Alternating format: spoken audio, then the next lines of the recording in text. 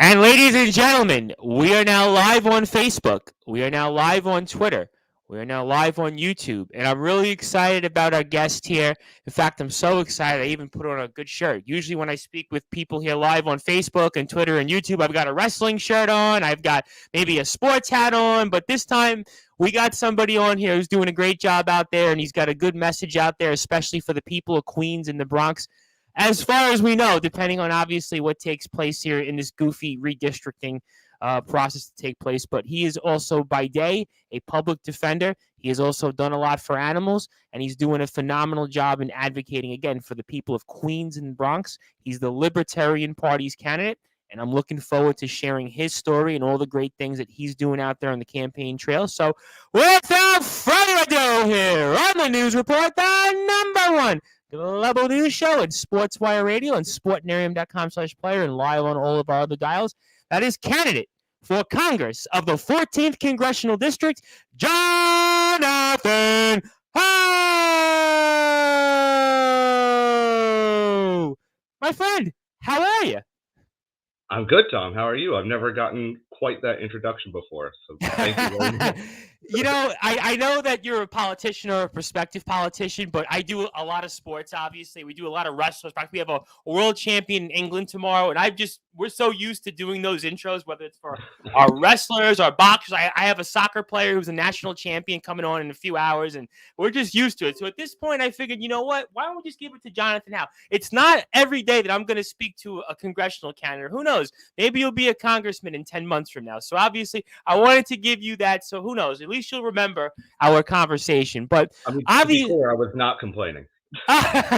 No, nobody has. I'm doing this 3 years. We've been doing these intros for about 2 or 2.5, and nobody's complained so far. That's why we're in business. That's why we're doing well, and we're heard in 13 countries. But Jonathan, it's a tremendous honor to be able to have you here with us live on Facebook, Twitter, and YouTube, and of course on sportnarium.com/player. And obviously, for our audience listening and watching us for the first time, I'd like to ask, well, why are you running for Congress, and what has spurred you here into this race for the people of the Queens and Bronx against, of course, somebody named AOC? Well, I'm running for Congress on a platform of peace, justice, and a clean planet through individual liberty. And the reason I decided to run now, I thought was pretty obvious, was that, now 2 years ago, they locked us all in our homes and shut down all our small businesses and destroyed our economy, largely for non-scientific reasons. And I got furious back in March and April it's almost 2 years ago now, of 2020, looked back on that and I said, I got to run for Congress. Like, it's enough complaining. I always talk about politics. I always whine. I said, I just have to run. I said, look, I'm lucky in that I moved into this district where the most famous congressperson in the country is currently the congressperson. And, she ran as an outsider. I would be running as an outsider. It would help get attention for the campaign and for the ideas. So I said, okay, this is perfect. And I looked and it was after the filing deadline. Like, I would have had to file so long ago. I would have had to start getting signatures, weeks earlier. It just couldn't happen in 2020. So I said, okay, I'm just going to tell everyone I know that I'm doing this. So I keep it in my head and they'll shame me if I don't. So I told all my friends, 2022, I'm running. 2022, I'm running. Here I am. Well, I'm glad that you're running, and it's unfortunate that now we're almost 2 years into this pandemic, and yet we're going back to almost the same steps. And it's not just obviously here in New York, but I read the other day that Ontario's in a lockdown. We've obviously seen what's happened in Australia. We've seen what's happened in Italy and France and California, and it's all over the world. And these same policies that didn't work then, they're reenacting. And to me, what's worse about it is that, now in New York, we've had, as quote unquote, Governor Hochul said, 95% of adults got vaccinated. Ontario, I read the other day, 80% of their population has been vaccinated. But yet, everybody did all these things. They social distance, they wore the mask, they got the vaccine, they got another shot, another shot. And yet the government continues with this tyranny like rule here. Yeah, I mean, this is going to sound like crazy, but I was almost worried when I was telling people I'm going to run that like all these issues would be moot and that we would have put all this behind us. And I would be like, we have to make sure they never do that again. Like, we have to make sure they don't lock us down again for no good reason. I figured by 2022, we'll have figured out that this was the exact wrong way to go about fighting the pandemic, and also illegal and immoral in the way that we did it. so I was kind of worried, like, oh, my campaign platform will be, looking back, but no, we're not only still in it, as you said, we're going back to the depths of it. And then you add in the mandate, the vaccine mandate, which was not an issue back in 2020 because there was no vaccine. I would say we've gotten much worse. We've gotten to the point where the only reason the hospitals were overwhelmed, back in September and October, was because we were laying off workers. People who had it and believed that they were immune, people who are health professionals and know better than I do, thought that they were safe to continue working. And those people were told, you're not welcome to work in the healthcare sector anymore. So let me ask you a question, because obviously you're running for Congress, and a lot of this I know is at a city level, a state level, and I have a background in politics. I just worked for a city council candidate in Brooklyn. He lost. He was a Democrat. So I know the Democratic spin. I know the Republican spin on it. But you're going to Congress.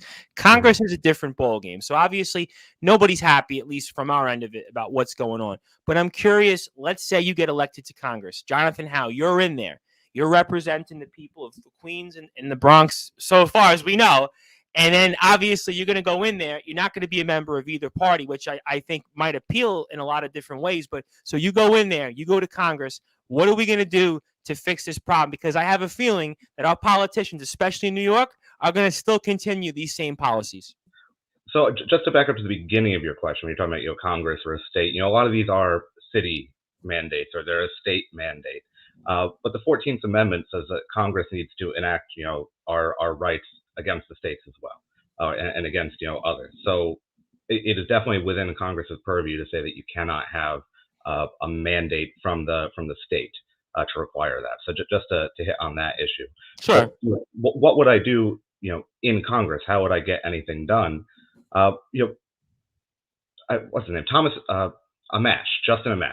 Justin Amash. Yep, he was the only libertarian in Congress for the 2019-2020 session. Correct. But what he always points out is that even members of the two big parties cannot write bills and submit bills and get them through. They cannot add amendments, unless they are approved by leadership. So we're actually in a time now where even small members of the major parties aren't able to do much. So honestly, I would just have to play off the press and the attention of being the one elected libertarian, ever in Congress, and because I'm calling Thomas Massey again. I keep hoping that Thomas Massey is going to switch and become a libertarian.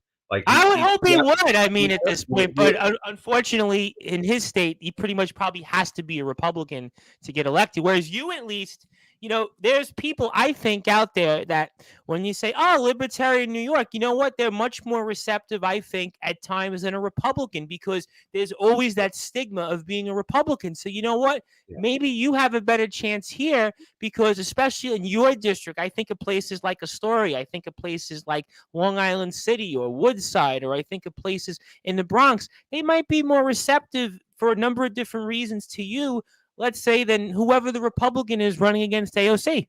Yeah, and there is a Republican running, and we'll get to that later. But just strategically, yeah, I do think it's better for me to run as a libertarian here than in many other places. And I also think it's a better idea to bring my ideas to the Libertarian Party, because I am a libertarian, and I have largely libertarian ideas. But then there's also the fact that a lot of people who are dissatisfied with Congresswoman Ocasio-Cortez and are not happy with her from the far left.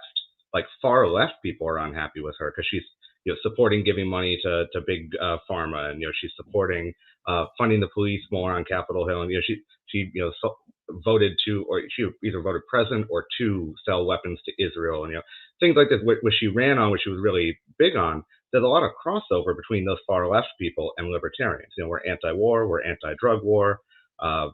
We have a lot of the same views on social issues like that. So I do think there's an opportunity for me to appeal to the part of her base that is very politically involved and actually sees that she has completely dropped the ball on a lot of her big promises. We can agree to disagree on a lot of the stuff that we disagree on, but at least agree that in the 2 terms that I have pledged that I will serve, I won't run for re-election after that. That in those 4 years, I will focus on those issues where we agree. So if I can focus on ending the drug war, if I can focus on wealth inequality, which I think is largely caused by the Federal Reserve, if I can focus on environment as a human, a personal human individual right, in environmental protection as a human right, I think that I can get a lot of the progressives who voted for her and supported her very, very hard. I think I can get a lot of the Green Party people who voted for her and supported her a lot. I've already worked with a Green Party candidate here in Astoria, Edwin de Jesus. He ran Sure. for city council. He did great as a third-party candidate. He was running as Green Party independent, and he did better than all the Libertarian candidates. I'm pretty sure all of them combined. And that's not a diss on any of them. They're all great people, but there's more people who would support the Green Party in New York than there are the Libertarian Party, typically. I mean, just look at the candidates that are elected. And he did really well, and I worked with him, and now he's helping me around Astoria. He's part of my campaign. So yeah, and that's kind of the point to answer your question from way earlier, which is what would I do? I would have to work with both sides. I would have to be a spoiler on a bill here or there when it comes to just the mechanics of what bills can you get passed. But I think the bigger issue is like the bully pulpit issue of I would be the one. I would get some media attention. I would be the only person who had self-limited myself to 4 years as well.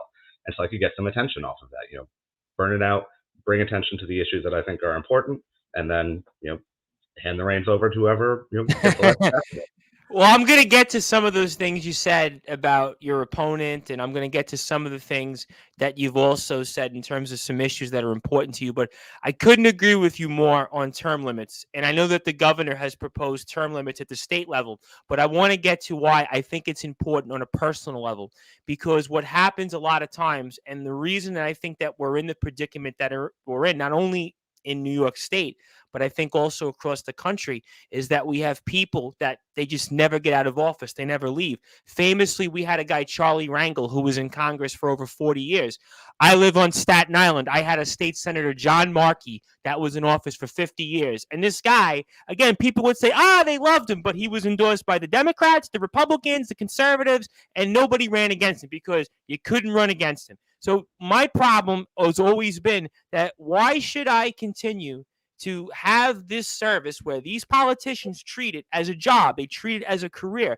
Initially, running for public service was to help your community, whether you were a small business person, whether you were a farmer, whether you were out there to do public service, you were supposed to get in and get out. And I think a big problem with politics, and it's not just in New York, but across this country, is that we have people that they all of a sudden, they're 19, 20 years old, they get into it, they're in politics, they work for their representative, they run to replace the representative, then they run for 20, 30 years, then they move up the ladder. Look at Chuck Schumer. He's the United States Senate Majority Leader. This guy has been in office since he left college. On Staten Island, almost all of my elected officials were started out as career staffers. That, to me, it doesn't work. And that's why we're in this predicament that we're in, because both parties are guilty of it. And that's why I really, really am happy about the fact that you've proposed term limits, because the only way that I really think you can effectively invoke change is to have term limits where these politicians now have to go find another job, go do something else. And it goes back to what it was intended to be originally, is to help your community get in, get out, and do the right thing. Not worry about special interests, not worry about votes, not worry about your record, not worry about what seat is open, who you got to hire, who you got to curry favors with. That's where we're going to really enact change. And the first step, I think, is term limits. Talk to me. So Chuck Schumer actually bragged about never having had a real job at my college graduation from Hofstra in 2011. He showed up uninvited. He was not on the schedule. It was really hot out. We're all outside. It was a 4-hour event anyways, and he went up and gave a 45-minute extra speech. And I worked for a politician during college. I worked for a local Democrat, Craig Johnson. State senator for like 3 years, 3 or 4 years. Yeah, he won a special election. We won re-election, and then he lost in the Tea Party election. He lost to Jack Martins, who's actually the guy who's the co-chair for the New York Redistricting and quote-unquote Independent Commission. Oh, God, we're going to get to that.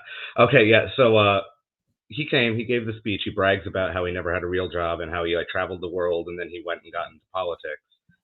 And then later, on the campaign trail with my boss at the time, he gave the exact same speech everywhere he went. The exact one. And it is entirely about him. And it's entirely about how he's never had a real job. Like it's a good thing. And it's just incredible that he keeps getting reelected. But I have to realize that is, he is who keeps getting reelected. So we have to find some way to appeal to the people who feel comfortable with Chuck Schumer to elect me. And that's the challenge. And I think that we can. I think we can do it. I think we can, and I'm trying every way that I can. You mentioned Charlie Rangel, and one of my favorite stories, just politically related. I'm a big Ron Paul fan. I got into politics mainly through Ron Paul. All right. And there's an interview with him from 1988 where he's on the Morton Downey Jr. show, and they're debating the drug war. And he's saying it's stupid, we should end it. And Morton Downey Jr., who's like this loud, abrasive host, is throwing smoke in his face and yelling at him and saying, "You just want to do cocaine on the White House desk." And then Charlie Rangel, congressman, calls in and is like, "This guy is crazy. We need more cops. We need the military in the streets. We need to lock down our cities and make camps and send all the drug dealers there," and talk about doubling down on the drug war. And by the end of his life, he was leaning the other way.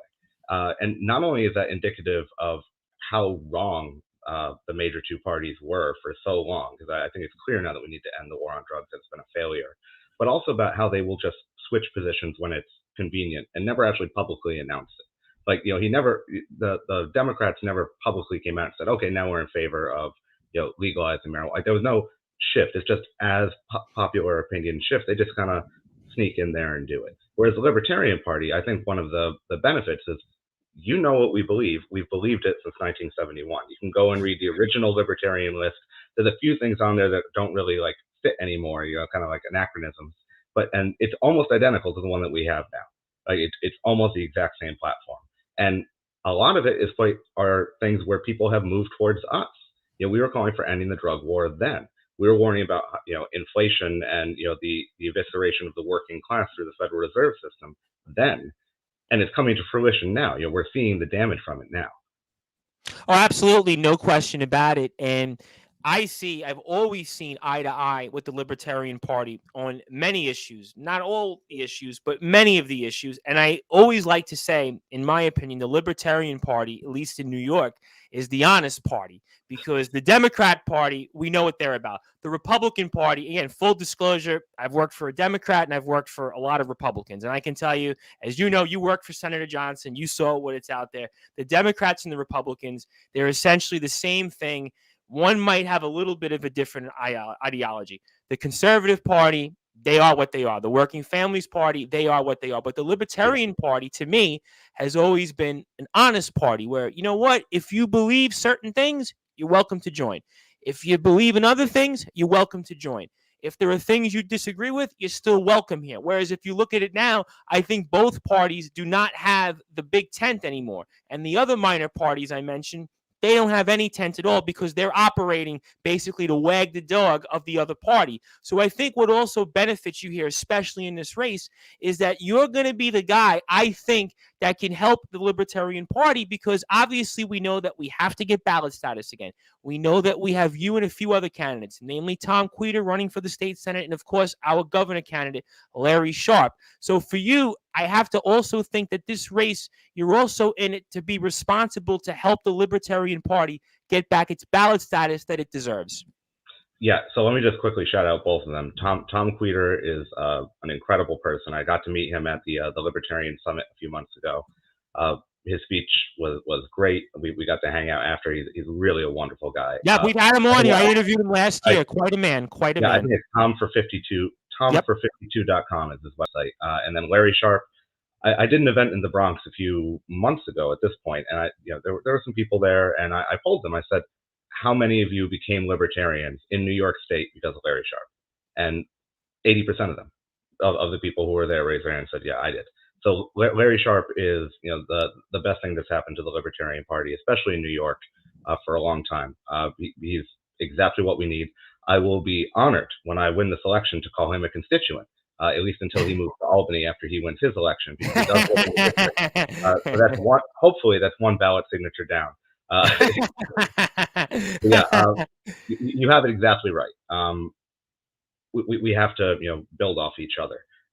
If someone threw in their hat for state senate, that would be great. But look, this is not. I'm not making anything off of this. I'm spending a lot of money on this. I'm spending a lot of time on this when I also work a very long hour full-time job. We're gonna get to that job.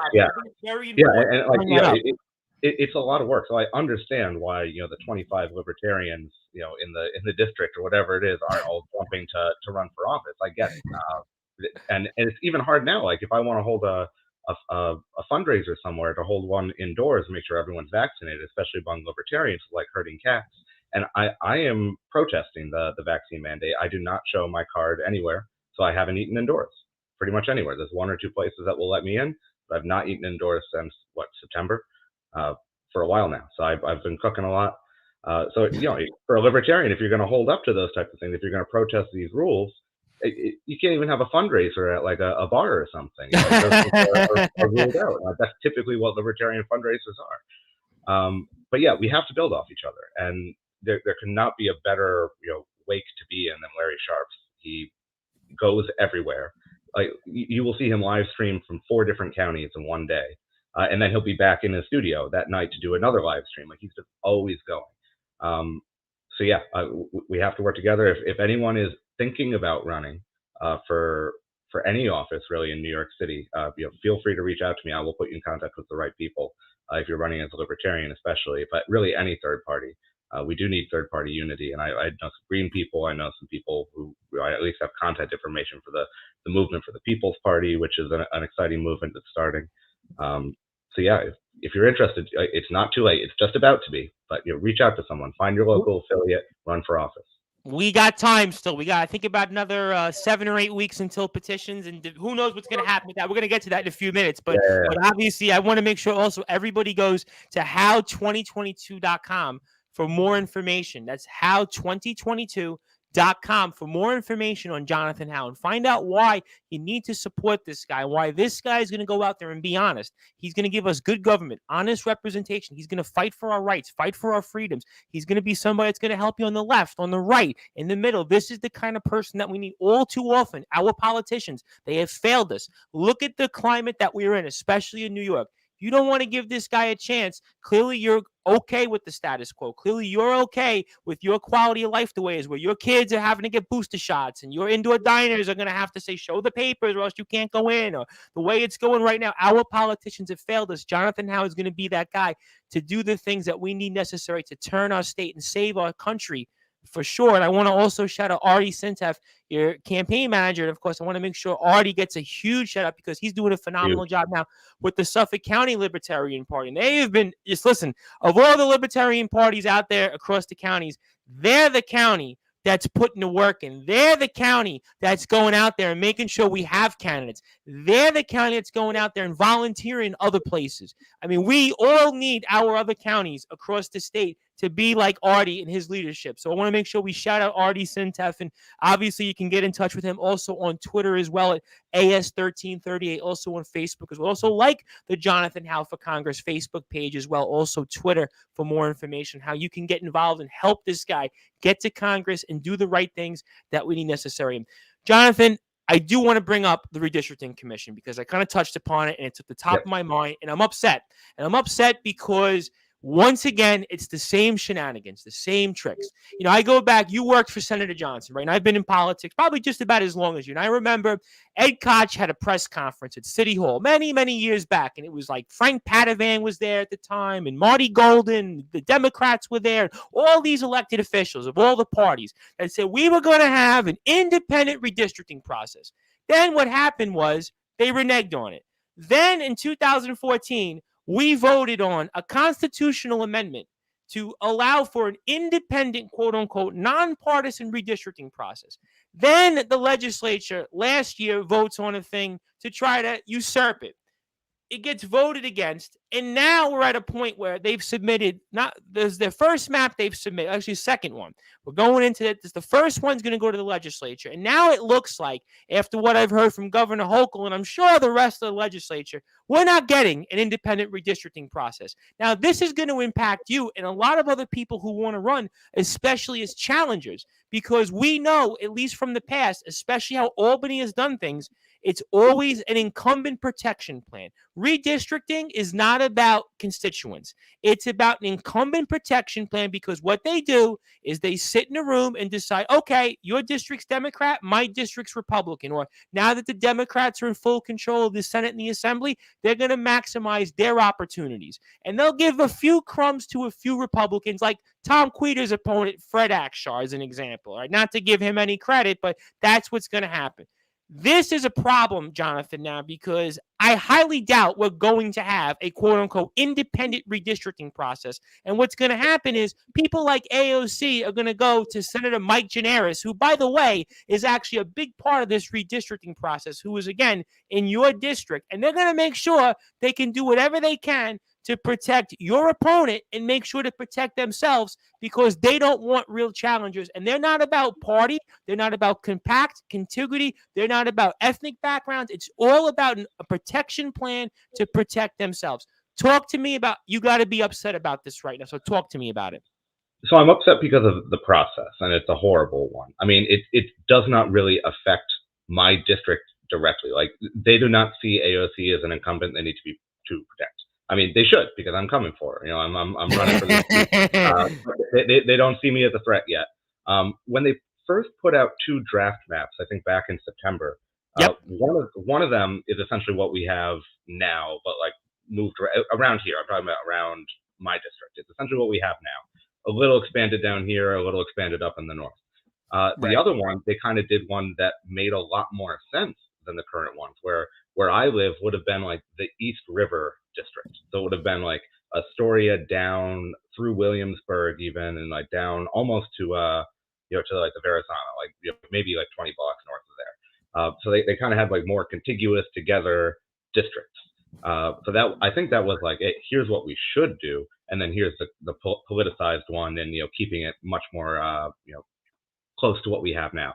And I'll be honest, I wasn't looking at any of the upstate districts. Like, I know they're just going to mess around up there, and they're going to screw over whichever party is not in power right now. I was really looking at mine, so I was like, oh man, it would be so much easier for me to get around if they did that East River district. I wouldn't be running against AOC anymore, but it would be so much easier for me to get around the district. For me to get to the northern parts of the district, like, they're talking about adding New Rochelle and Mamaroneck to the district, going all the way up the coast like that. It would take me like at least 2 hours to get there by public transit. It would be very difficult. I looked at it. It would take like 10, 12 hours to walk across the district the way it is now. And there's no way to do it without paying an $11 toll. You have to go over either the RFK bridge or the Whitestone bridge. You can't walk over the Whitestone bridge, by the way. I was looking, I was like, Ocasio-Cortez, the whole thing about wearing holes in her shoes. I was like, maybe I should show off how silly this district is and how ridiculous the setup is by just walking across it, because it's the same size as all the other ones in New York, but it's so spread out, and there's no logic to it, except they're just trying to fit another one in, and they fit it in well. So my district is not changing all that much, but the fact that we created an independent redistricting committee and then they just handed it back over to our elected legislators. Well, the quote unquote, they still have to vote on it, and it has to go to a 2/3 vote. But let's be honest, most likely what's going to happen is the legislature is going to draw these maps, and they're going to protect themselves. That's going to be their first thing on their minds, not exactly about what's fair and what's not. My guess is that they will look at the 2 maps that they have now, and they'll figure out which of the 2 proposals is better for their party, and they'll just pass that one. Partly because I think it could blow up in their faces that we did pass an amendment about this, and then they're bungling it again. I mean, maybe that's too much faith to put in our electoral system, but that's my guess. But you're not angry about the fact, though, that one map, you just said something interesting. This is why I'm upset at the process. It's not even about the fact that Democrats or Republicans. It's about the fact you're a challenger, right? And you're running against AOC. And even though AOC might not have the best relationship, let's say a Carl Heastie or let's say an Andrea Stewart-Cousin, those are the leaders of the legislature. But you're not mad about the fact that you're a Queens guy and your district could extend all the way into Westchester County. I mean, listen, I'm not. No, that's ridiculous. That's why I'm right, and that's my point. Why you should be upset, because, and a lot of people should, because people don't realize this process. That's why years ago, Ed Koch, God rest his soul, was right in the fact that this is what happens. Legislators don't pick the fact that they want a fair district or basically a compact district. They look at it and say, okay, well, the registration in my district currently is now 2-1 Democrat to Republican. How do I decrease that registration so I can get reelected? Or conversely, the other way, my district right now, there's more Republicans than Democrats. How do I flip it? Listen, my assembly member is Michael Cusick. He's been in the legislature for 30 years. He worked for the previous member. He worked for Chuck Schumer. He's been in there. This guy has such a gerrymandered district that I live in, and I shouldn't be in his district, and he shouldn't have a district that includes all of Staten Island or some portion of it.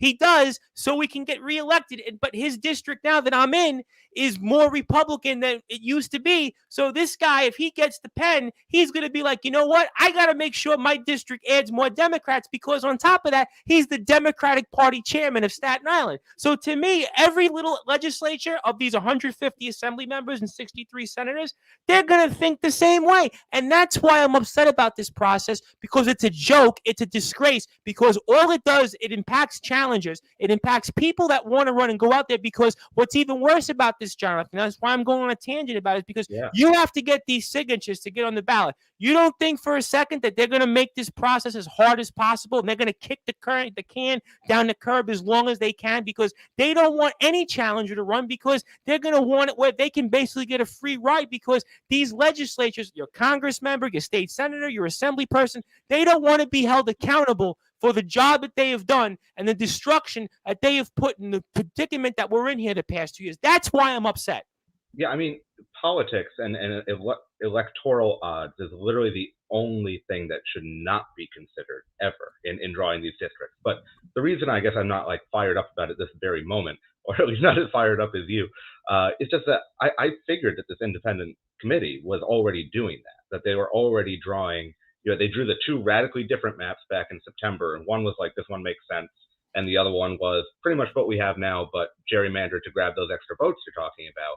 And then when they came out with the two in January, just the other day, they put out two that are almost identical, at least here in the city, and are based on that second one, which is based on the status quo. So I really did not think that they were ever going to, at least in this first run, actually do something that was nonpartisan, non-political. So even when they set up this committee, this is exactly what I was expecting. Even if the legislators right now don't get to sit down and edit the maps, even if they have to choose between the two that have been submitted, which I thought was the process, I could be wrong, but even if they just have to choose between the two, they've already got it what they wanted. Like everything that they wanted is already in those maps, because they're the current districts, just tiny little changes. Those changes were not made at random. They weren't made, as you said, to help an outsider come and run against them. They're always just going to be run to statistically add that group that you need to statistically get you maybe more. And New York historically is one of the worst places to run as a challenger for a few reasons. And this is from somebody, I've worked on probably 20 or 30 different campaigns. I've worked for Democrats. I've worked for Republicans. I've been involved in that door-to-door process of getting signatures. And that's why they draw these districts the way. That's why they make it as hard as they can for challengers. In terms of opening your committee, they make it so Byzantine. In terms of getting signatures, printing the petition. Obviously, how you also date the petition. You initial, and then you sign the box. It's a disgrace. It's an abomination. And listen, there are other states where, you know what? They're legitimately, it's nonpartisan, or you pay a fee to get on the ballot. You're done with it. But in New York, listen, people have made a living.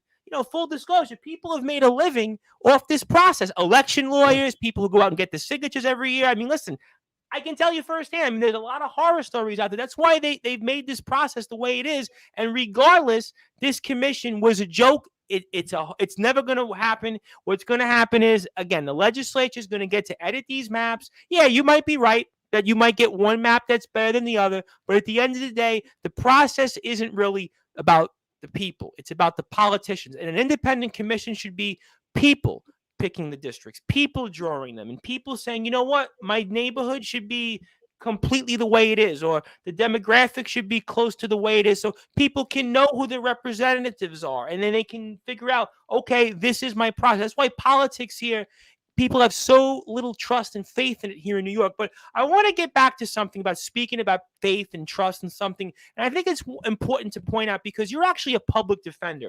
And the reason I think that this is important going into Congress is because you're going to be somebody that can see things in a different way. You're almost like, to me, for our sports references, because obviously we're a sports station at the end of the day. I know it doesn't sound like it, but you're almost like a referee where you can maybe call something that maybe somebody else wouldn't and see things from a different lens.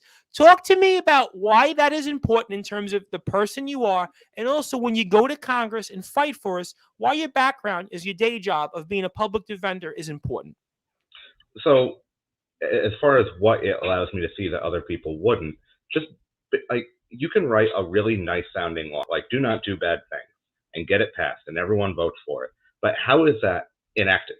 You know, let's say that you're in Congress and you pass do not do bad things, and we establish this commission to set up funding for the states based on them not doing bad things too, like the way that they made everyone raise the drinking age to 21. They said you don't get funding for your road unless you do that.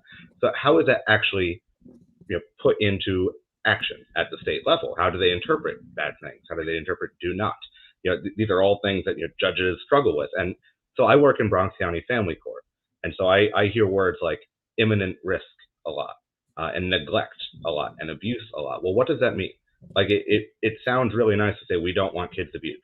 It sounds really nice to say we don't want kids neglected, and we don't want them at imminent risk. And a lot of these terms have come down from federal legislation and then have been pushed into the states. And a lot of times they look back and they say, what do we think the Congress meant by that? That it's actually something they go into. And you see a lot of times how these well-intentioned things just destroy people's lives. And I think that's really the way that being a public defender helps me see. I mean, just even basic things like people shouldn't do a horrible drug like heroin. Like that sounds like such a great idea that we should ban heroin. Very few people are better off for ever having done heroin. But the effects of banning heroin and people having this thing on their record, which 20 years later comes back and ruins their life somehow, that's far worse than them having done heroin in the first place. The effect of what we're doing, A, it doesn't stop people from doing heroin, and B, it affects their life down the line. And just seeing how their interactions with government can destroy their lives, not just at that moment, but at some time far into the future because of their interaction with government. And how would that affect my policy? Is I would want fewer interactions with government. I mean, that's one reason I want to end the war on drugs. Why are cops so afraid of getting shot on duty? They have a good reason to be afraid of being shot on duty because there's black market cartels and gangs which are running drugs, which they are there to intercept. If we don't have cops aren't. I've got a nice beer right here. No cops I wasn't going to say anything. No cop pulled over the delivery truck and was like, put your hands on the steering wheel, and pulled his gun on him and searched his truck, and it's like, oh, we got some. We used to do that. It was called a prohibition, and lots of people died, and everyone still drank. And that's exactly what we have now, and it's a horrible waste of time. I forgot how I got onto that topic. Once I brought up beer, I kind of wanted. Well, you're enjoying the beer, so that's always good. So we're happy that you're enjoying the beer. We're happy about the fact that you can see things differently. And there was something else that you also brought up earlier at the very beginning, and it's the environment. And I think the environment is important for a couple of different reasons, especially because your district, again, is surrounded by a number of different things that those who might be watching or listening to this might be familiar. I think this might actually be one issue where you legitimately could stand out over the opponent right now, your main opponent, that is AOC, and the fact that she really has done nothing on this particular issue of any note. And talk to me about why the climate, the environment, climate change are all very important issues to you. What would you like to be able to do to make some real change, not only for the state, the country, but most importantly, your district here? Yeah, so I mean, obviously climate change is like the topic of the day other than COVID. So it's important to talk about climate change. But I think it's important to take a step back. Climate change is a symptom of something. Climate change is a symptom of pollution. We're putting pollution into the air. And I just think it's odd that over the last decade or so, we've stopped talking about pollution largely, and we only really talk about climate change. We don't talk about the fact that there's microplastics and prescription medicine and all of that in your tap water. We don't talk about the other types of pollution that are going on all around us, which are also affecting our lives probably just as much and much more immediately than climate change. So one approach I'm going to take is to talk about pollution, not just climate change, because there's some people who don't believe in climate change. That's fine. I do. But I can appeal to those people now because they also don't want dirty water. They also don't want, microplastics in their water. But I think the libertarian approach to the environment basically is that pollution is assault. If I were to go over to your yard and pour stuff on your lawn and then pour some of it on you, like let's say some oil, some engine oil, I pour some on your lawn, I pour some on you, and then I walk back home. Well, I just assaulted you and I just trespassed on your property and I just did property damage, and all of that is accounted for. And what we've essentially done over the last 50 years is just take that type of litigation that would have happened between individuals and industrial polluters, or large groups of individuals and industrial polluters, more importantly, in class actions. And we've given all that power to the EPA. And we said, as long as your emissions are below this amount, you're fine. Don't worry about it. You can't be sued. And we made it very, very difficult to do class action lawsuits, despite the popular narrative. It's very, very difficult to get a large group of people together and say we were all harmed a little bit together and sue a big polluter. And so legislation around making that a lot easier would be one way to just address pollution as a whole.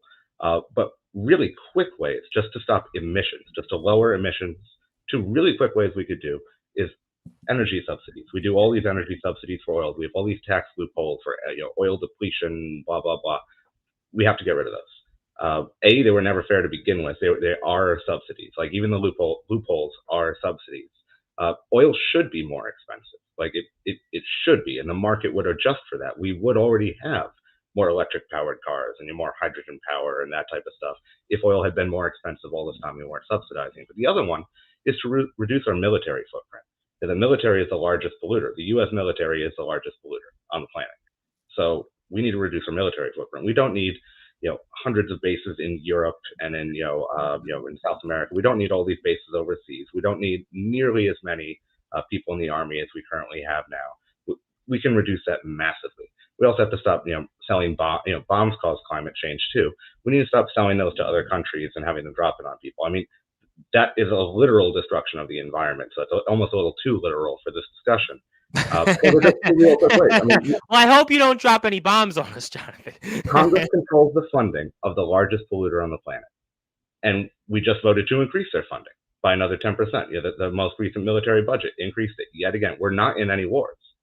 We're not in any wars. We're not fighting anybody right now. Why are we increasing our military spending by that much? It was already far too high to begin with. We spend more on the military than all the major countries combined. We do not need to be spending more. We need a lot less, and we can save the planet that way by not running our tanks in the middle of a desert, 24 hours a day, for 10, 15 years. Well, no question. I mean, and I think your district also, again, is kind of surrounded by a number of different things, whether it's LaGuardia Airport. I think of also Newtown Creek. I know it's not quite in your district, but it's nearby. So I think that also, which my point was trying to come across here, was that the fact that your district in particular is surrounded by some environmental places that have caused some harm and damage. And I think that's important to remember those things because it does have an impact on quality of life and people and different projects. And I think that that's where you'd come in and maybe be a little bit of a different voice than your opponent, because your opponent, like you said, God. And the government has essentially made it easier for the existing companies, places like Con Ed and like LaGuardia right now, to cause more environmental damage because they'll be able to write it off later. They'll be able to make a Superfund site, pay into some fund that will go into cleaning it up. But the people who made the decisions to destroy that area, or the people who are making the decisions that led, let's say, to the Gulf of Mexico being filled with oil, they are not in fear at all of any kind of punishment. The CEO of and I know I'm getting away from the district again, but it's just such a perfect example. The CEO of BP, after they filled all that oil, which could happen, right out here, there's big tanks of oil, sitting all around New York City. When they spilled all that oil, he went around and apologized to everyone, like, "Oh, I'm so sorry. Like, here's some money." Like, he should have been arrested on the spot and put into jail. Like, there should be strict liability for major environmental disasters, where the CEOs, the executives, the people in charge of the project, like, you are guilty because it happened. Strict liability. It should be like statutory rape. Like, it happened, now you go to jail. Like, that. It should just be like that, and people will be a lot less incentivized to take risks that might destroy the planet. And ladies and gentlemen, these are reasons why you need to find out more information on Jonathan Howe and his campaign for Congress. You can do that by going to how2022.com. Jonathan C. Howe on Twitter. Like his Facebook page, Jonathan Howe for Congress. Also, vote Howe 2022 on Instagram and find out why this guy is going to be an honest voice. He is going to bring back sanity. He is going to be a voice for all people, and he's going to be somebody that's going to go to Congress and do the things that we need necessary. And I am the host of the News Report and the station manager here of SportsWire Radio, the Reverend Tom Bryson. Of course, if you like what you hear from SportsWire Radio, please, as always, give us a like on Facebook at SportsWire Radio. Also, 24 hours a day, 7 days a week, 365 days a year. If you want to break from the depression of politics and the mandates, and maybe you want to hear a Jonathan Howe voice or two, because we'll certainly play the interview here as a repeat, you can go to sportnarium.com/player and find out. We have a long list of shows. We have music, we have talk, we have sports, we have live shows like myself. I'll be back live here in about an hour and a half again with Sebastian Montenegro of our 5-town Sound men's soccer team, which wasn't too far away from Senator Craig Johnson's old district, of course, in Dix Hill. So obviously, cheap plug there, but obviously I'll be back here. Well, we have another about, I say half hour, so maybe 35 minutes. Then we'll be back here at 9:45 again live. But obviously, for now, we are really excited because we have our first congressional candidate of the year. He's our first candidate of the year, and I could not think of a better way to start 2022 in style and fashion with Jonathan Howe, again, who's doing a phenomenal job. He is the Libertarian Party candidate. He is endorsed by the Queens Libertarian Party, the Bronx Libertarian Party. He also has huge endorsements like the likes of Spike Howe, who just ran for president in 2020. So it is a tremendous... What's that? Spike Cohen.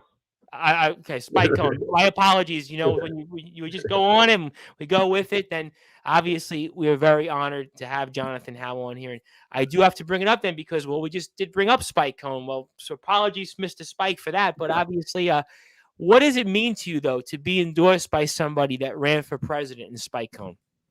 Well, I think even though he ended up the vice presidential nominee, he ran for vice president, the way they do it in the Libertarian Party, that you run as a ticket, and then we ended up splitting the ticket.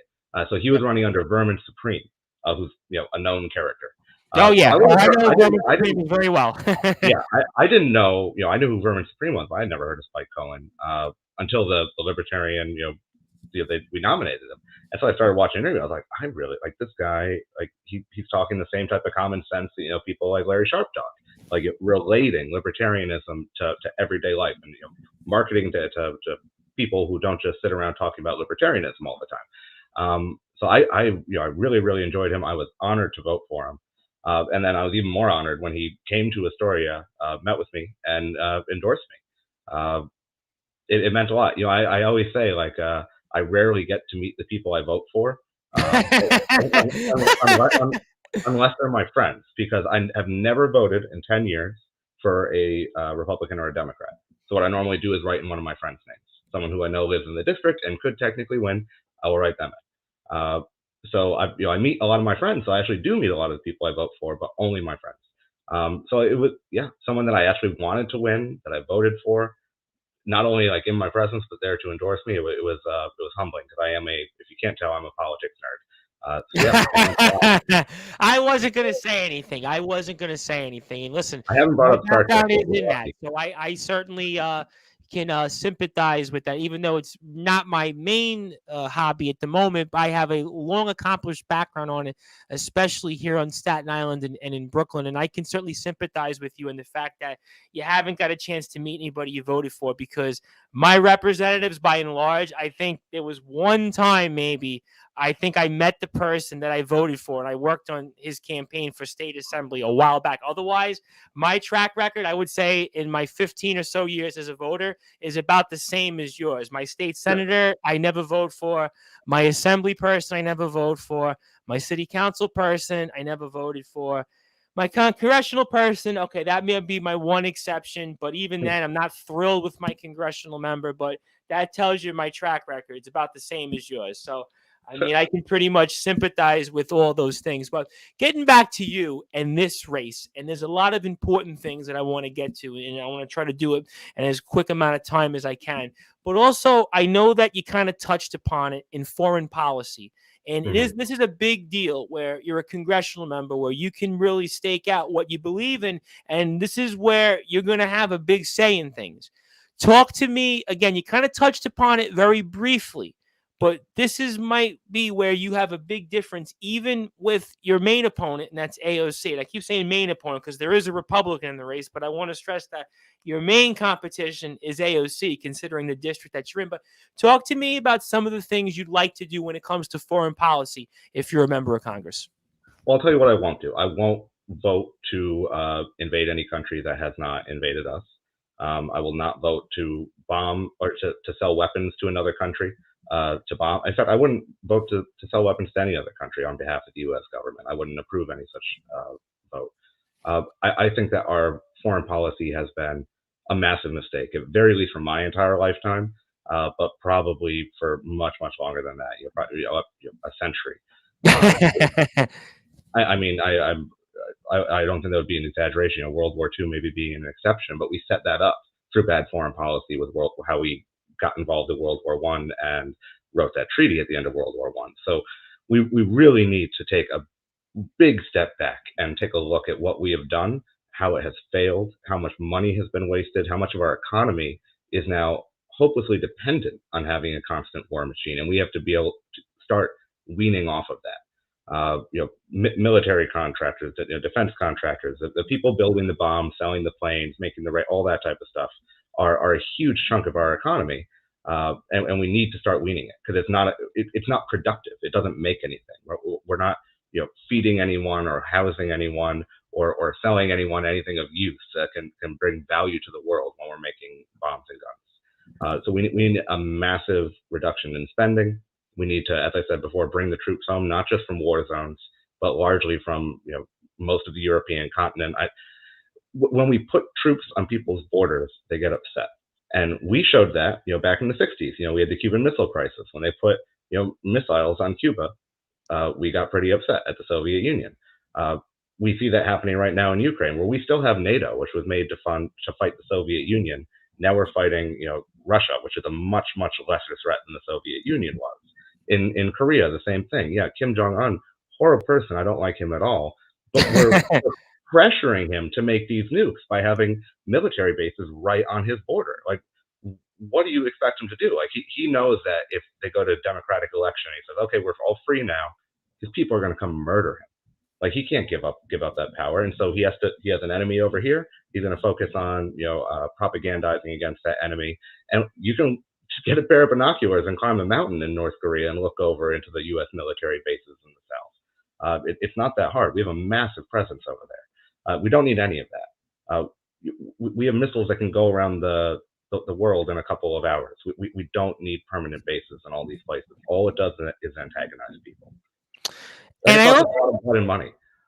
That was my next point, because I think about all these things that you listed, and obviously we have a huge problem with spending. And I remember, and we're probably about the same age, I'm going to say, I remember when we were in the wars for Iraq and Afghanistan, and the debt just kept going and going and going and going. And Ron Paul, I think, was maybe the only politician at the time that had talked about the debt. Now I think about, because of all these COVID stimuluses and all these things that they did during COVID and borrowing money and everything else on top of that, some of the things you might have mentioned in foreign policy.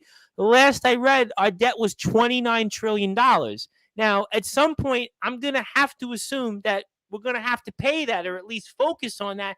And this is where, again, a lot of what you're saying is a congressional member. When you get in there, I think you're going to be able to address, because, again, this is where it's an undeniable fact that both parties have failed in the fact that they have not gotten the debt down. In fact, it's gotten even worse, and worse. I remember as a kid, with Clinton, I think we had 1 or 2 years with a balanced budget, and Clinton talked about the debt. And I was like, wow, you know what? At least he spoke about it. They worked together to some extent, but that's 20 plus years ago. I mean, Jonathan, when you get in there, can you please do something about the debt? Because we're all going to have to bear the consequences of this if we don't. So if we continue, I think there's a very small likelihood of our debt ever being repaid in any way. And it's not, even if you take the mainstream approach, it's not meant to be repaid. It's meant to be rolled over, and you always have some debt. But we keep adding to it, and we don't just add to it a little bit. We add to it, logarithmically. It goes up like a hockey stick, since we're on a sports show. And, I appreciate the hockey reference. I appreciate that. Thank you. They have sticks in that game, right? Okay. Yeah, they do. They do. And they throw balls into hoops. Okay, yeah. That's basketball, but I hear you. It shoots up like a hockey stick, and there's really no way right now to repay it. And the other thing that we've gotten ourselves in a bind about is that there's really no way to increase interest rates meaningfully ever again for the Federal Reserve or for the banks. Because if we do, we'll never be able to pay even just the service on our debt as we start rolling over the debt that we currently have. And the only reason that the dollar hasn't gone into hyperinflation long ago, and the only reason it's not doing it now, is because of our military presence all around the world. Everyone has to use the U.S. dollar. If you're buying oil, everyone has to use the U.S. dollar. So everyone has to hold on to dollars. That makes a demand for dollars, and it stabilizes the system. And so we've essentially used this since the World Wars. Like, we are the nuclear power. If you are in the free world, then you have to use the U.S. dollar to buy and sell oil. You have to use the U.S. dollar for all this stuff, and it's backed by gold, or at least it was until 1971 when we ended that. So ending our military presence will also require changing our monetary policy. I don't know if it's a change back to a gold standard. I don't know if it's a move towards, that was the Ron Paul days. Remember Ron Paul when he was running, talking about the gold? Remember the gold standard? Remember that? I would be for the gold standard, but we're so far past it. We have so much debt and no gold. Like, we would really be screwed. So I don't want to go there and be like, hey, we should all be eating each other next week.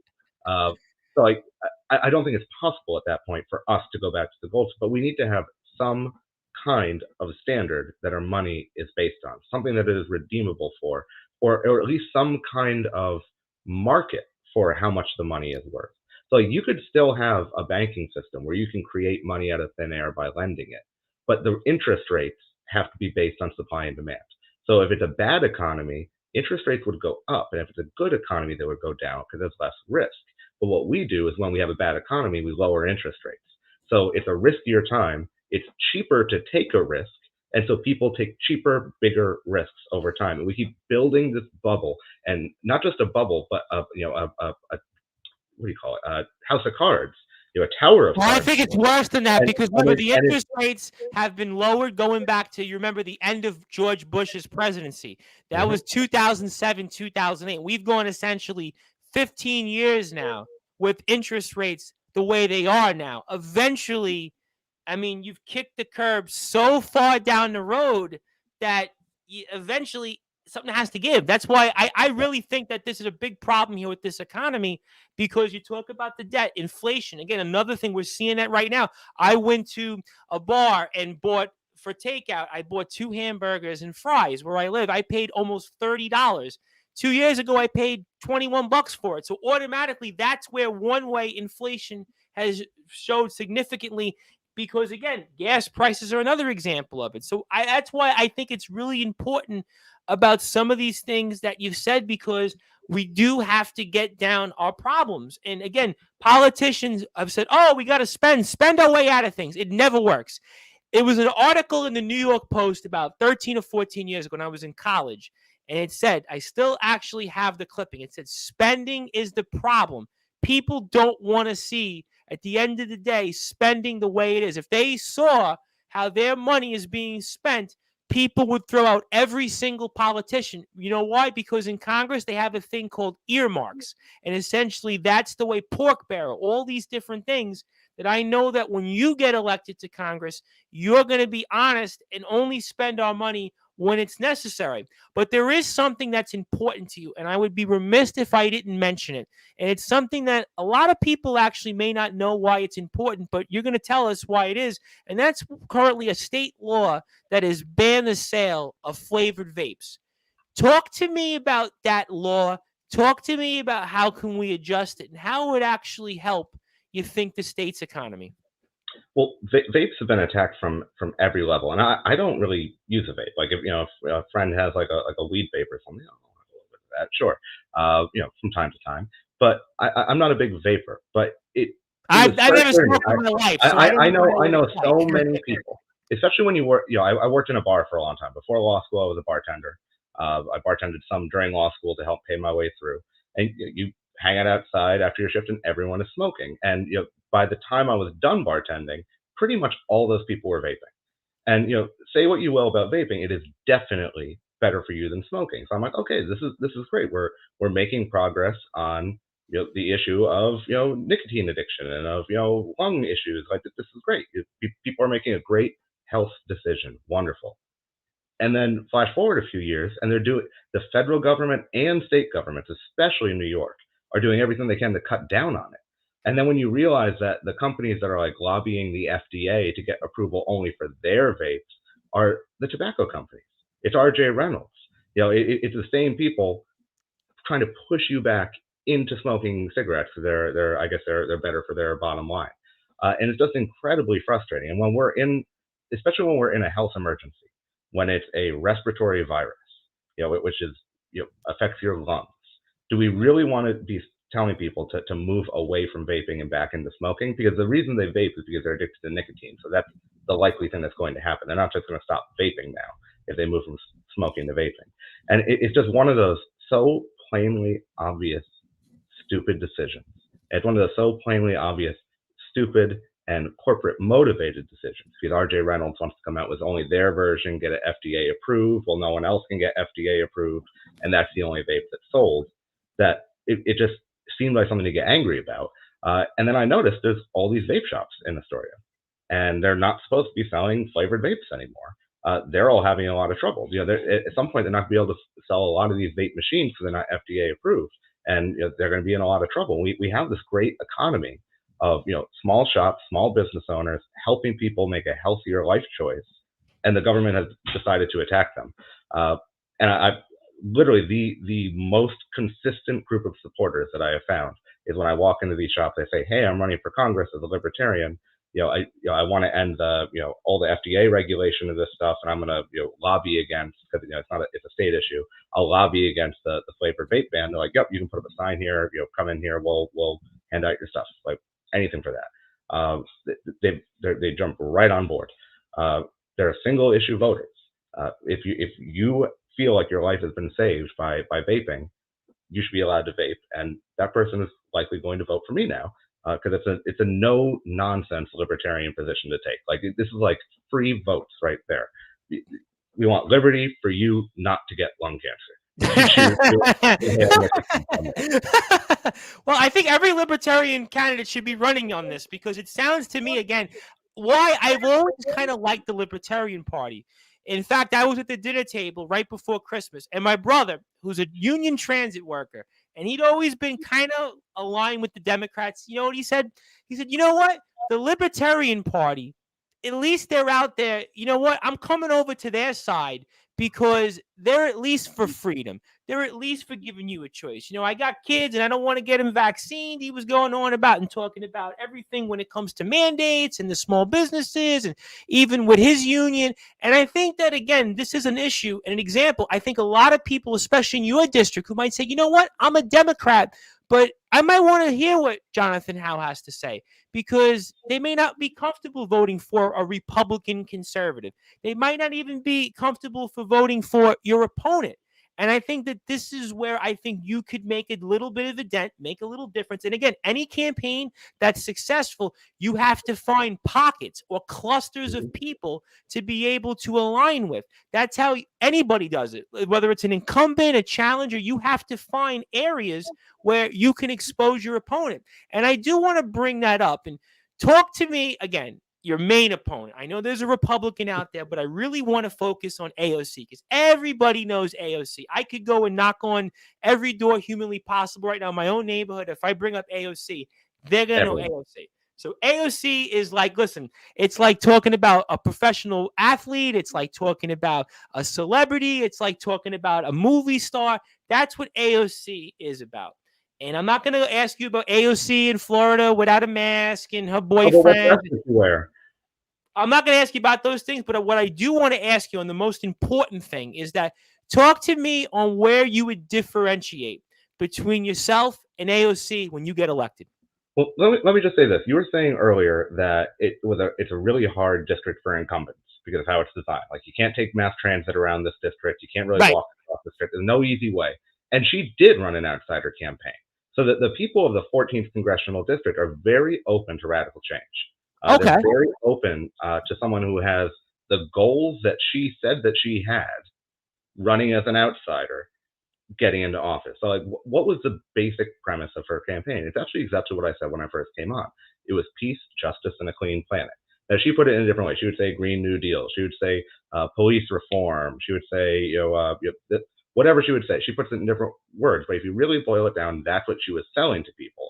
But A, I don't think you're ever going to get any of those three things through more government. I think the only solution is liberty. And then B, even when she did have a proposed government solution, a lot of times she wouldn't follow through on it or would vote the exact opposite way. So she sold a very pretty picture. I don't think that she has a solution. I'll give her the benefit of the doubt. I think that she wants good things for people. Like, I think she wants people to be better off. I think she also wants a career in politics because it's gone well for her so far.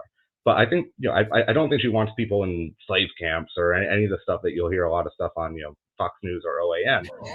But I don't think that the left approach is the way that you get there, or the authoritarian approach is the way that you get there. I think the way you get there is through more basic individual human liberty. The way that you get peace is individual human liberty. You get peace abroad by not invading and bombing other countries. You get peace at home by defunding the cartels, by ending the drug war. When you defund the cartels, you can defund the police. Until you do both, it's just going to be that pendulum going back and forth of one getting more funding than the next one getting more funding, and then it going in an arms race, so to speak. So that's how you get peace at home. How do you get justice? A lot of that comes from the same thing. You stop bombing people who didn't invade us. You stop locking up people for nonviolent crimes. And you stop telling people what to put in their bodies and what not to put in their bodies. And then how do you get a clean planet? You don't get it through the EPA. I think we've proven that. You don't get it through giving subsidies to oil companies either. And in fairness, she does talk about some of that stuff as well. She does have some of the right ideas when it comes to what not to do. But her ideas of what to do, I think, would actually send us in the other direction. So I don't, on the 30,000 foot picture, I don't want to differentiate myself because I want the people who voted for her to vote for me. I want to say, if you liked what she wanted to get us to, here's the better map. Like, here's a map that will actually get us there.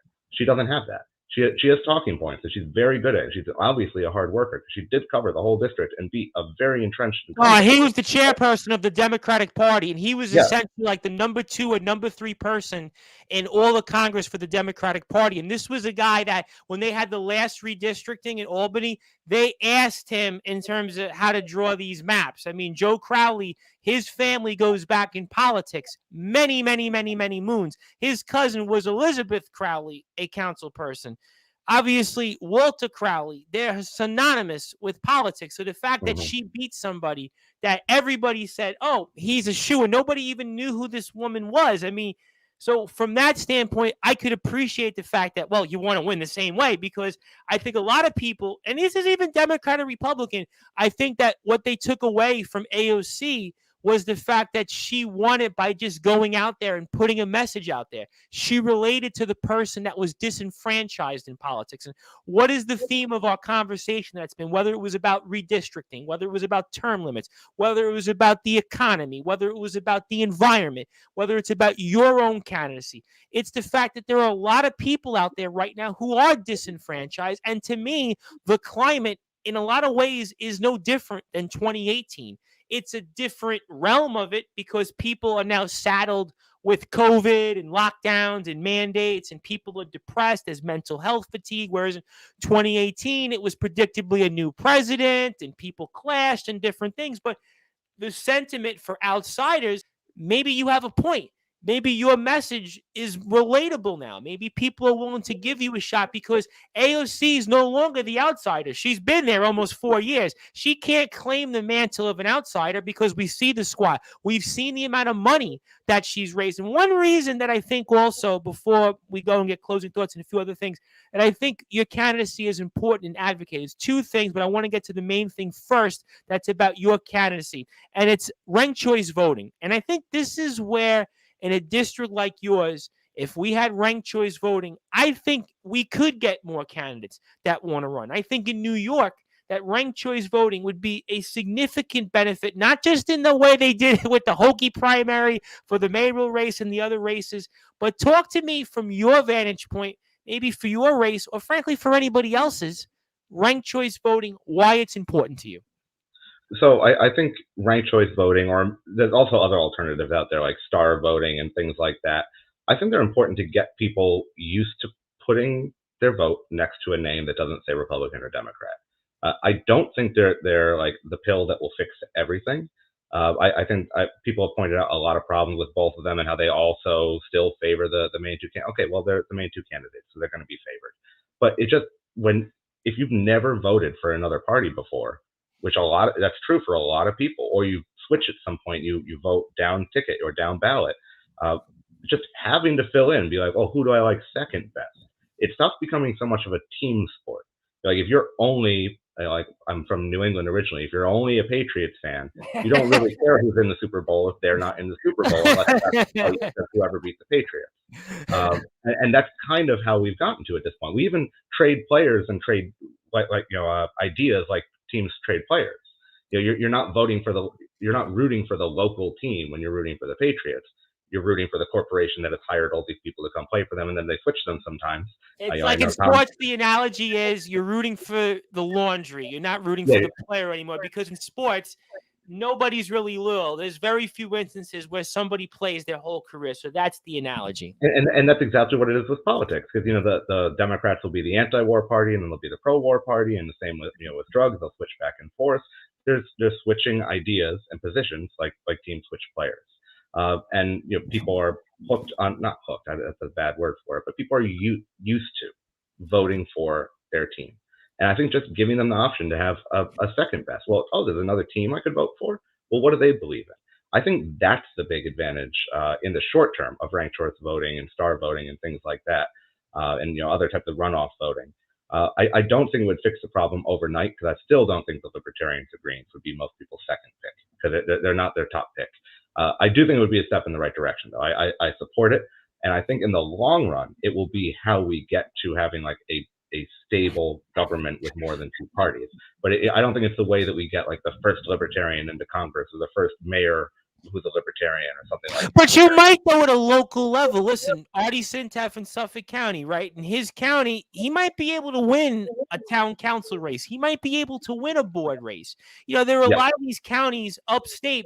There was a guy, I think it was Broome County. He won the Broome County DA race as a Libertarian. So you know what? Ranked choice vote, I know realistically Congress and U.S. Senate, it's going to be far-fetched. But this is where we start building a party. So, and you're absolutely right, because until people, I said get people used to filling in the bubble next to Libertarian is a big step. But the next step is to having one at a local level or in a smaller race who is in office, and no one's legs fall off. Everyone's doing okay with a Libertarian in office. The world doesn't end. That's how we have to do it. I don't expect a Libertarian sweep of any election in my lifetime. But if we have like a regular third and fourth party in Congress and in a lot of towns and municipalities and states, that would be a huge step forward. I think the world would be much better off. But I also think it gives, again, people, because what happens now is people say, oh, okay, I got to vote for the Democrat. I'm a Democrat, or I'm aligned to a Democrat, or the Republican, I'm aligned to the Republican. And this is, again, one of the three prongs, in my opinion, in order to have a voice for the smaller parties and bring back that honest representation is, first of all, ranked choice voting. I think that's a big part of it. I definitely agree with you on that. I think also ballot status, changing that law. That was terrible what happened. I think that's the second part of it. And I also think, for me, the third rung of it is nonpartisan elections, believe it or not. Because I know what you're saying about ranked choice voting, and I generally support anything that gives people a choice. But people are too conditioned, I think, to vote for one party over the other.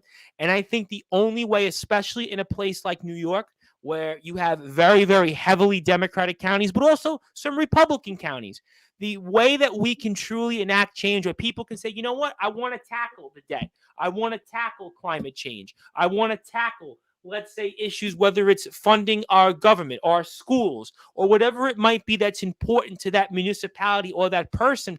I personally think nonpartisan elections would be important because, again, take Congress, right? If everybody had a secret ballot, I think you'd get a lot more surprises in terms of how your representative voted, because they wouldn't have to worry about how many Democrats are in my district, how many Republicans, and everybody else. So I think, to me, those are some of the prongs.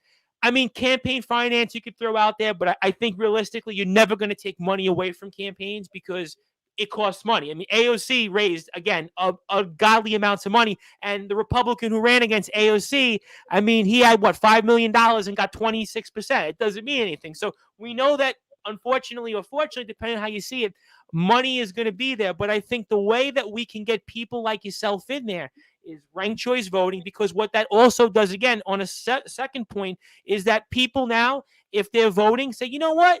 Maybe I'm in a primary and I really like that person. I want to give them my second vote. Maybe they win on a different way, and that gives an honest person a chance to get in there. There's so many different ways. And it also takes away negative campaigning, because I think what happens a lot of times in politics is all levels of government. Again, I've worked for city council races, state senate, at Congress, all the races, just like you. Everybody's like, well, that person's bad, so that's the reason why you have to vote for him. No, take a step back and say, here's my issues, your issues. Let's compare and contrast. That would take away, I think, that aspect of it. And I think we would have much more civil, and talking about your point earlier about peace and humility, because in politics, at any level, there is no humility anymore. It's like, okay, I have to demonize that person. Even if I don't agree with AOC, I don't hate AOC. I don't think she's a murderer. I don't think she's anything of what people might make her out. Just conversely, on the flip side of it, if there's somebody I like on their issues, it doesn't mean I think that they're a saint. So I think those are the things that I would enact. But before I get closing thoughts from you, there is one more thing I wanted to bring up, because I think a lot of people who might watch this on a replay or listening to this, I think would see what the kind of person that you're going to be. And talk to me about your help with animals and how your office could potentially be, I think, that pulpit maybe to do more, because that's kind of lost in terms of our city and just our overall things, and doing more for the defenseless at times in our animals. Well, I appreciate you bringing it up. It was part of what made me inspired enough to run for office back. I was telling you the story back in 2020 when I said, okay, I'm going to do this. And that was the feral cats in our neighborhood. There were a bunch of feral cats living right outside our window. They were fighting every night. They were, getting into heat, making tons of, horrible noises. And then one day they had kittens, and we fed the mom because we felt bad. And we're like, well, what are we going to do now? We have these kittens outside. And we ended up just buying a little cage with a string, and I waited there for 6 hours, started catching the kittens. We now have them inside. I have them pictured on my tie, a tie that my wife That's how bad we've gotten. So we captured these cats. We're like, well, what do we do now? Like, what do we do with these cats in our house? We don't know how to own cats. So I called I think it was Astoria Cat Rescue. And it was like 10 o'clock on a Sunday or something. And they were like, oh yeah, we'll help you right now. They're like, what do you need? And I started reaching out to all our neighbors saw that what we were doing. We're bringing over food and supplies and toys. And this is in the depths of the lockdown. All these people are coming together to be like, oh, you got the kitten from the alleyway. That's so nice. I was like, oh, that's good. And then we realized that we had to do it with they're still having babies. There's still all these cats out there. And so we looked into TNR, which is trap, neuter, release, where you catch the cat, you get it fixed, and then you put it back outside because it's too old and too feral to ever be a pet. So we did that for the whole alleyway. And the process of doing that during lockdown was so ridiculous. Needing to do essentially like a wagon train of cats that we had caught up to Westchester because the ASPCA here was closed, and then go back up and get them and bring them back. It was so ridiculous, and there were so many people who I just met randomly, literally people I met on the street, and people who I met through work who are like clerks at the courthouse were like coming forward and offering their help, and offering at this time where everything was locked down and everyone was terrified. Everyone wanted to help the cats. So now I've become a cat person. We took in those 2 cats, and then we manage a colony outside. And I've become an advocate for TNR, which is the Trap, Neuter, Release program, because it's worked here. No new cats come into this neighborhood. They don't kill each other anymore like they were.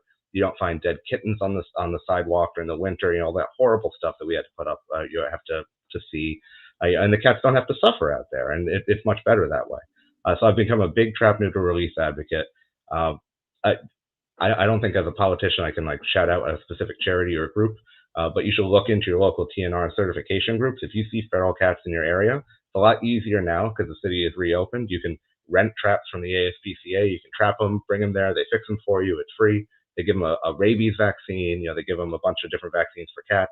You release them back into your yard the next day, and now you have much happier, healthier cats that will live longer. won't be running around in heat and scratching each other up and killing each other. So it's kind of a new thing for me just in the last, I was going to say last year, but I guess it's almost 2 years at this point. But I've become a cat person, and I've become a cat TNR person. A politician with a soft spot, and a politician who's really going out there. He's a true everyman. Ladies and gentlemen, Jonathan Howe, if you're not following him, you're not supporting him. I mean, this man is a true common man. He's really going out there and doing the work. He's doing God's work. I am a reverend. So obviously you are doing God's work, my friend. So clearly this is another reason why we should support your candidacy. And before I get closing thoughts here, and this is to me the most important thing, give me the one or two things that you want to work on most when elected to Congress, and how would you be able to do them? The how is always the longer part, isn't it? But end the drug war. Even if you have to do it step by step, legalizing marijuana, letting already legal marijuana companies use banks and stuff like that. But whatever is possible to end the war on drugs and the militarization of the police. And then, I guess for my second one, I'm torn between the environment as a human right and reducing the corporate protection for corporate polluters, or inequality, which would be the Federal Reserve printing money, giving it to the banks, giving it to the big corporations at super low interest rates, while buying your house out from under you and then renting it back to you. Because that is really accelerating right now at a ridiculous speed. The banks and the big investment companies are borrowing at 1%. You cannot borrow at 1%, and they're buying entire neighborhoods. And they're going to rent it back to you. And look at your district as a big example of that. I mean, we've seen all these gargantuan sky rises that go up, and these condos and these developments, and it's scary. I mean, we're seeing communities in New York City change overnight because of these policies that have taken place over the past decade or so.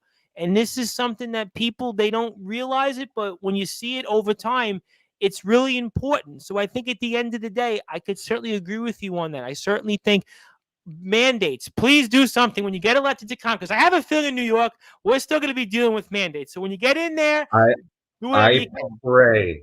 I'm not a religious man, but I'm going to pray that by the time I get elected, that the mandates will have been thrown out by the Supreme Court, or we all would have come to our senses, and or the new mayor would say, oh no, I actually didn't want them. I don't know. I can't believe that it's still going on. I can't believe we're still talking about lockdowns and shutting school. I mean, I still work from home. I still work from home in Bronx County Family Court. All court is virtual in Bronx County Family Court. I hope, while it would make my campaign a little bit harder, I hope that by the time the election comes, I'm commuting to work again. It's a lot different when a judge gets to look a person in the eye and make a judgment about them than when they get to hear them on the phone. So while it's a lot easier for me, I would like my clients to be able to. Well, I mean, I'm hoping that we can get some normalcy here, because unfortunately in New York, it just seems like it's just never ending. And I have a feeling it's going to be a very long and dark and cold winter. But I know one thing, Jonathan Howe is going to give us that how, why, and when it comes to his candidacy. So there is hope. Hope is on the way. Him and Larry Sharp. I think you and Larry are going to be a great team. I see it now. Larry going to Washington with you, and you guys are going to look both parties in the eyes, and we're going to get things done. We're going to get things accomplished. I can't wait. And I know Larry is going to do a great job. I know you're going to be right behind him. Tom Queter is going to be in the state senate, because Tom Queter, got to give him a shout out one more time before we get out of here, because here's a guy that got close to 20%, I think, when he ran for the state senate. So he's got a following. So it can be done. I know you said before it could be hard to get elected, but Tom Queter, he defied the odds. I mean, Tom Queter raised like 40 grand. He got like 15, 16%. I mean, and he worked his district. I mean, so I don't mean it as an insult to anybody else running, but besides Larry, Tom Queter is the most interesting race in New York for me right now. Absolutely. I honestly think he could win it. I like to hope I could win my race, but the odds are very low. Like, I have to admit that Tom Queter could win his race. Oh, I think he's got a shot, because I think he's got a built-in following. He's a campaigner. He's got a story. He's honest. And I think he's got an opponent that's been seen as a do-nothing. He's part of the culture of Albany, the culture of corruption. He's done nothing for his district. There's no reason to advocate for any reasons for his opponent, because his opponent's not in the majority anymore. His opponent can't get anything done. There's really no rhyme or reason why you wouldn't vote for Tom Queter and make that change. So we hope to get Tom back on, but most importantly, we want Jonathan Howe to be in Congress so he can be our voice in New York City, and to be able to work with everybody and get the job done. We have a good feeling about it. And for you, my friend, I want to give you the floor. I want to give you some closing thoughts. Anything else you want to plug that we haven't? Anything you want to say to anybody who's watching this or listening to this who'd like to get involved or give a donation or whatever you'd like to say? I'd like to give you the floor. It has been a tremendous honor. I could not think of a better way than to start 2022 by then speaking with you, my friend. So fire away, and there you go. I mean, Tom, it's been great having this talk with you. I really appreciate you inviting me to come on. This has been a very engaging interview, so thank you. We covered a lot, so I don't want to take up too much more of you or your listeners. No. Anything you want to say. Listen, you could be in Congress. There are people out there. I know, so I'm just going to go with an earnest ask, which is please go to my website, go to how2022.com. It's I have a lot of my issues laid out there. I'm adding more to it every day. You can see my upcoming events. You can follow my social media. But I mean, if you want the Libertarians to have a presence in New York, then Larry Sharpe needs to be on the ballot, and I need to be on the ballot. And we're going to get on the ballot together by getting signatures. And one of the ways that we get signatures requires spending money. So I'm asking for a donation.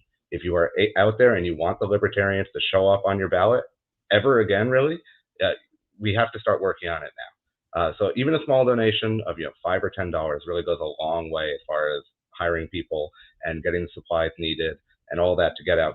We need thousands of signatures, and we plan to get double what we need. You're going to have to. It's 45,000 now statewide. In Congressional, you're going to probably need to be safe, considering New York politicians, at least 7,000. You're going to need that many.